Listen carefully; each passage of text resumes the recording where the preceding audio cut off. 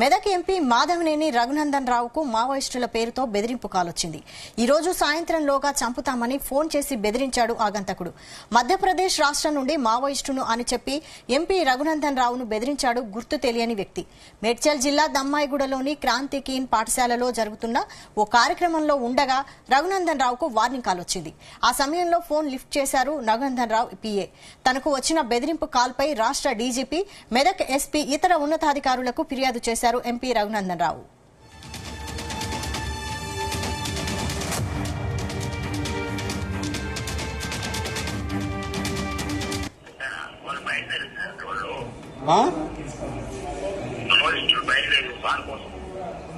ఎక్కడి నుంచి బయలుదేరారంట?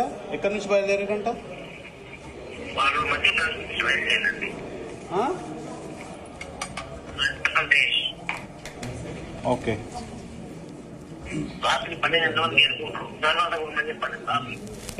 ఎక్కడికి చేరుకుంటారు? 12 గంటల వరకు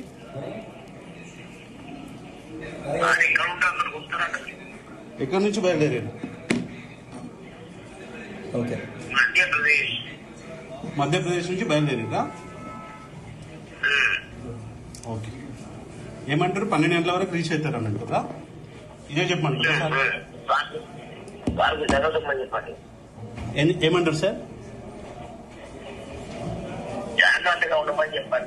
మంచిది సార్, మంచిది చెప్తాను సార్. Right sir.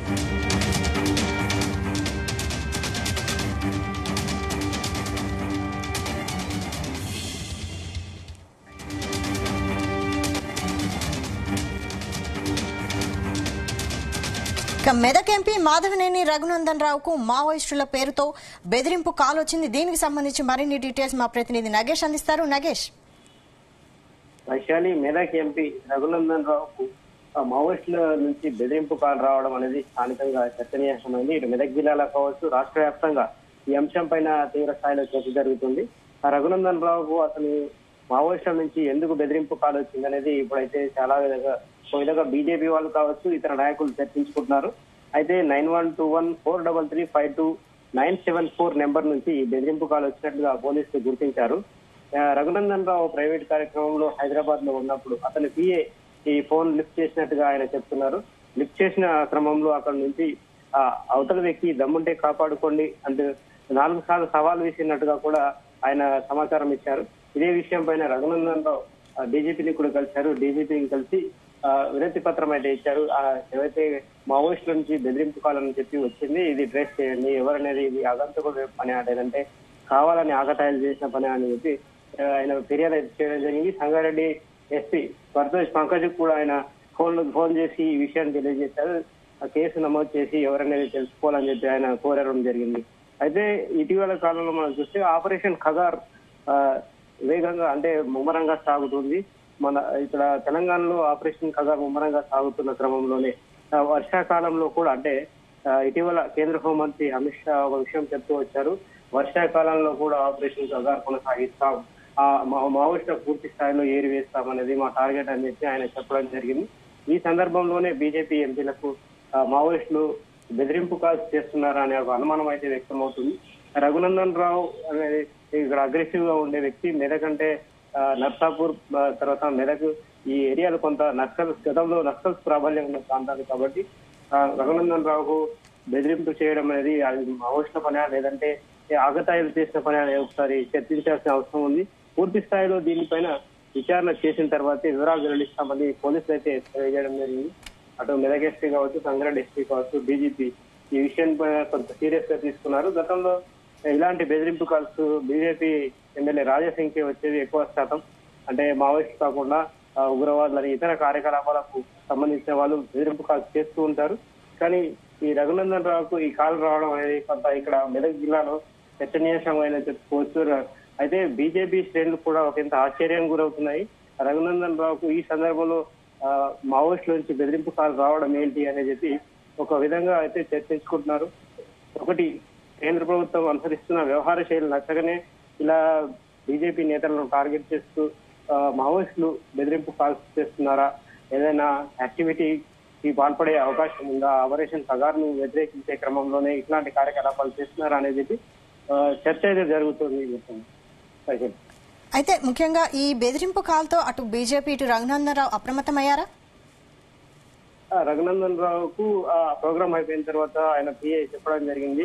విషయం చెప్పి బెదిరింపు కాల్ ఎక్కడి నుంచి వచ్చింది, ఏ నెంబర్ నుంచి వచ్చింది అనేది ఆయన చెప్పడంతో ఆ కాల్ ట్రేస్ చేసే పనులు పోలీసులు ఉండాలని చెప్పి ఆయన విజ్ఞప్తి చేయడం జరిగింది. దీంతోనే రఘునందన్ రావు అటు డీజీపీని కలిసిన సందర్భంలో కూడా ఇలాంటి కాల్స్ అనేది కొంత ఆందోళన కలిగించే విషయం అని చెప్పి ఆయన చెప్పడం జరిగింది.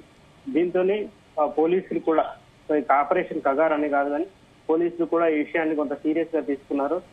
స్థానిక ఎంపీకి ఇట్లాంటి కాల్స్ రావడం అనేది ఎలా దేనికి సంకేతం అనే విచారణ అయితే ఇంటర్నల్ గా జరుగుతున్నట్టుగా తెలుస్తోంది. ఇప్పటికే ఈ విషయానికి సంబంధించి ఉన్నత స్థాయి కూడా విచారణ చేసేందుకు పోలీసులు అయితే ఒక స్పెషల్ టీమ్ కూడా ఏర్పాటు చేశారని చెప్పి వాళ్ళకి సమాచారం ఉంది. అయితే ఆపరేషన్ కగారే దీనికి అంటే ఆ ఆపరేషన్ కగారు ముమ్మరంగా కొనసాగుతున్న సందర్భంలోనే చేసి ఉంటే మాత్రం ఇది కొంత సీరియస్ ఇష్యూ అవుతుందని చెప్పి అటు నిఘా వర్గాలు కూడా అనుమానిస్తూ ఉన్నాయి. మావోయిస్టుల ఏరువేత లక్ష్యంగా జరుగుతున్న ఆపరేషన్ కగారు ఆపకపోతే ఇలాంటి అనేక రకాలైన బెదిరింపు కాల్స్ కావచ్చు, ఇతర కార్యకలాపాలకు సంబంధించి యాక్టివిటీస్ వాళ్ళు బెదిరింపులు చేస్తారని చెప్పి ఒక చర్చ అయితే జరుగుతుంది. రఘునందన్ రావు ఈ విషయంలో అంటే ఇంతవరకు ఆయన మీడియా ముఖం కావచ్చు, తర్వాత ఇతర ఫ్రెండ్స్ ద్వారా షేర్ చేసుకున్నారు కానీ మీడియాతో అయితే ఈ విషయం మాట్లాడలేదు. ఎవరైతే బెదిరించారో ఆయనకు సంబంధించి పూర్తి స్థాయి వివరాలు తెలుసుకున్న తర్వాతే పోలీసులు ఏవైతే ఎంక్వైరీ చేసిన తర్వాత వివరాలు ఇచ్చిన తర్వాతనే ఆయన మాట్లాడతానని చెప్తున్నారు. Right, thank you Nagesh.